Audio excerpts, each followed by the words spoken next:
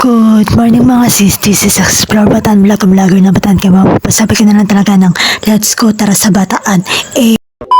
At yun na nga, back to maaga na naman tayo gumising dahil today is Saturday. Today is our prayer breakfast at ako nga ang naka-schedule para magpa-almusal ngayong Sabado. At yan nga pala ang aking OOTD. Nakasakay na nga pala tayo sa mga oras na yan. Fast forward, nandito na nga pala tayo sa ating church. At yan nga pala ang pa-almusal natin for today's video is spaghetti. Hindi pala spaghetti, macaroni spaghetti. At yan nga pala ako, tamang pakyut lang tayo sa camera. At for today's video, tapos na nga pala kami mag-prayer breakfast niyan. At for the pakyut muna tayo sa camera. At for the aura-aura lang ang person niyan. At yan nga pala si Ratchoy, nakakagising lang. At naglalambingan time nga pala kami. Napaka-pogi naman talaga ng baby Ratchoy namin na yan. Dati buhat-buhat ko lang siya. Ngayon, ang laki niya na 3 years old na siya. Magti-3 pala sa January 24. Yan nga pala si Baby Raj, kinakausap ko lang siya dyan. At tawang-tawa naman talaga ang Baby Raj na yan, na napaka-cute. Nag-ayos na nga din pala tayo ng ating buhok dyan at nag-retouch lang tayo dyan kasi baka mamaya mag-soul winning na kami. Let's go, tara sa Bataan. Yan, sinabi ko lang ang aking intro dyan at umalis na nga pala kami sa mga oras na yan. At piyesta nga sa Tortugas, kaya hindi kami solwin doon. Trucks distribution nga lang pala kami at nagturo na din kami ng bata. Hindi ko alam kung saang lugar to. Sa Ibayo yata to or sa Bagong Bayan.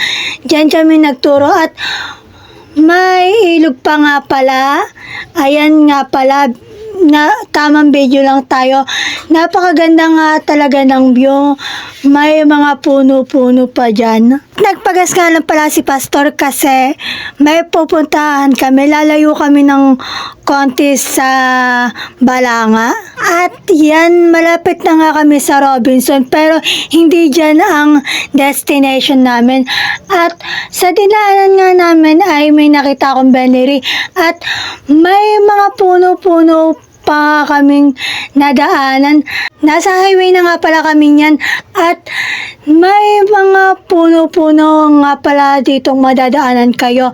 At for today's video nga ay pupunta kaming Bagong Silang at doon naman kami magso-soul winning. Para ngayon nga lang ako makakapunta doon at para magturo ng mga bata. At nandito na nga kami sa Bagong Silang at for the video at aura-aura nga lang pala tayo sa camera. At may nagpapandan at naglalaro pa nga dito ng para siyang sa mga kabataan. Ang nilalaro nila ay Amazing Race para sa mga kabataan. At yan nga pala, may court pa nga pala sila dito. Masarap nga naman sa pakiramdam na merong gantong program sa mga kabataan. Hindi lang sila natututo, hindi lang sila nag-e-enjoy, nagkakaroon pa sila ng mga kakilala at mga kaibigan. Naalala ko nung kampa namin, ginawa din namin ang Amazing Grace sa Camp Day 2 ata or day 3 na nagawa namin siya.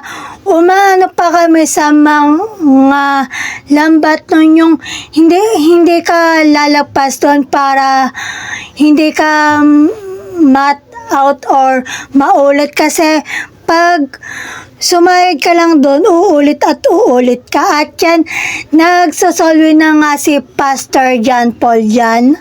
ng mga bata habang tayo tamang picture at video lang. At nakabalik na nga pala kami sa church sa mga oras na yan.